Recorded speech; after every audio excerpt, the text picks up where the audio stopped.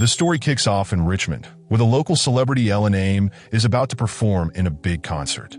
The place is buzzing with excitement as the crowd gathers, but things quickly take a dangerous turn when a group of bikers in black leather jackets rolls into town. They don't look like they're here to enjoy a show. They're on a mission, and they're ready for action. Ellen, full of energy and radiating star power, takes the stage. The lights are flashing, the music is pumping, and she sings her heart out, getting the crowd to move and groove. But things start to feel off as a group of bikers silently slip into the audience, making their way to the front. They stand there quietly, blending in with the crowd, but everyone can tell something isn't right. Then, just as Ellen finishes her first song, the bikers spring into action. They rush the stage, snatching Ellen away before anyone can react. The audience and the musicians try to stop them, but they're no match for the bikers' brute strength. In a matter of seconds, Ellen is gone, and all that's left is a chaotic scene with people scrambling, trying to figure out what just happened. Outside, you can hear Ellen screaming for help, adding to the confusion in the streets. Now, we meet Reva Cody, Ellen's friend, who sends a message to her brother, Tom, asking him to come back to help. Tom, who's just returned from the military, hops on a train back to town. Meanwhile, Reva is at her diner when a group of punks bursts in, causing trouble. She tells them to leave, but they start throwing threats at her. Just as things are about to escalate, Tom arrives. He takes off his coat, walks in, and handles the situation like it's nothing. In no time, he's tossing the punks through windows using a coat stand. They scatter, and Tom takes their car, much to Reva's relief. Reva fills Tom in on the mess. Ellen's been kidnapped by the Bombers, a dangerous gang. Tom's not thrilled about getting involved, especially since Ellen's been messing around with her manager, Billy Fish. But despite his frustration, he knows he has to help, so he storms off to a bar to think things over. At the bar, he meets McCoy, a tough-as-nails woman with nowhere to stay. Tom, being the nice guy he is, offers her a spot on his sister's couch. Later that night, as Tom lies in bed, he starts flipping through old photos of Ellen from their past together. He reflects on what went wrong and decides he's done with feeling sorry for himself. It's time to take action. The next day, Tom contacts an old buddy who hooks him up with some serious firepower. Now feeling a bit more prepared, he heads to the diner to meet Billy Fish, Ellen's manager. Billy, a nerdy guy who thinks his wealth gives him power, doesn't seem too concerned about the situation. He's skeptical that Tom can pull off the rescue, but Tom doesn't back down. He sets the price at $10,000, which makes Billy hesitate, but eventually agree. But Tom's got one more demand. Billy has to join the mission. Why? Because Billy knows the area where Ellen is being held, and Tom's not going into unfamiliar territory without a guide. Billy reluctantly agrees, but he's not happy about it. McCoy overhears this and wants in too, seeing the chance to make some money.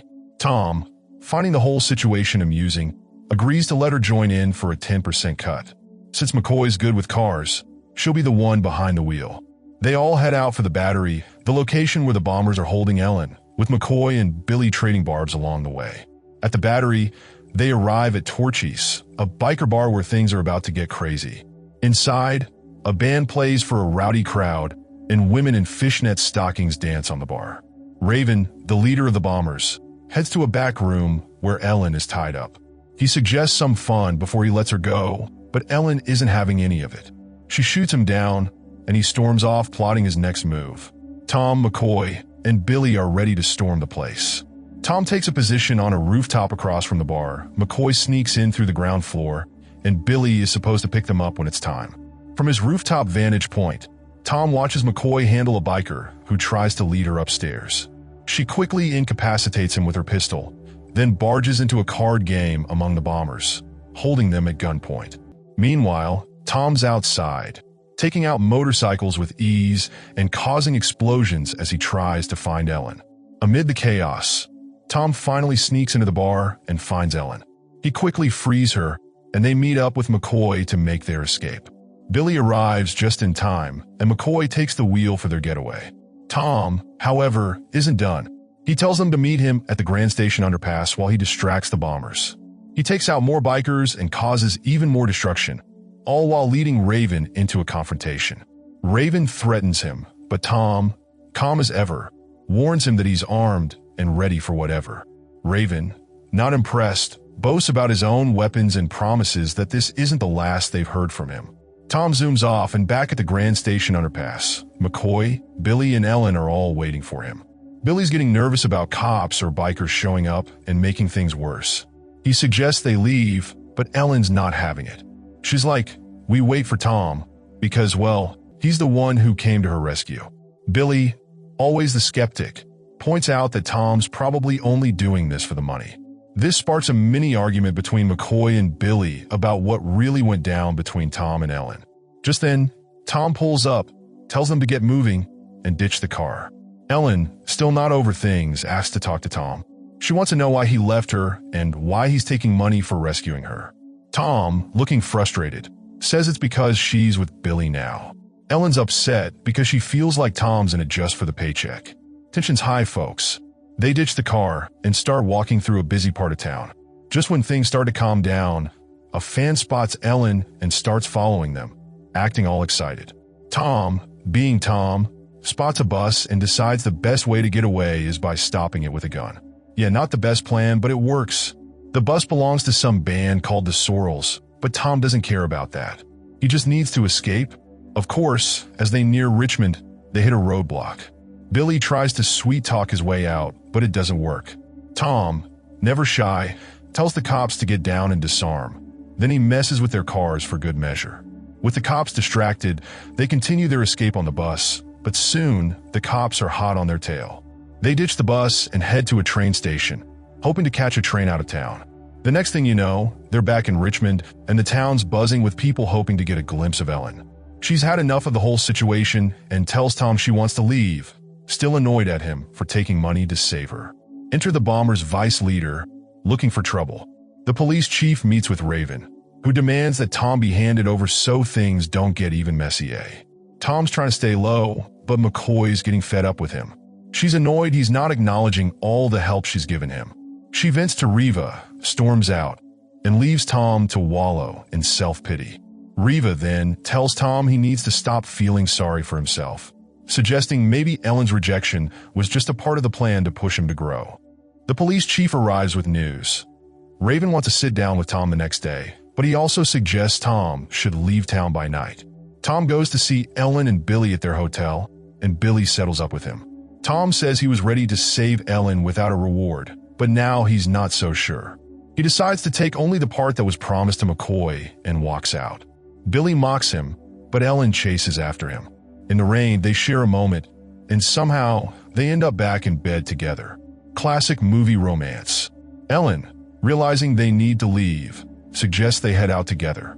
Tom agrees, and they make up with McCoy, inviting her to join them.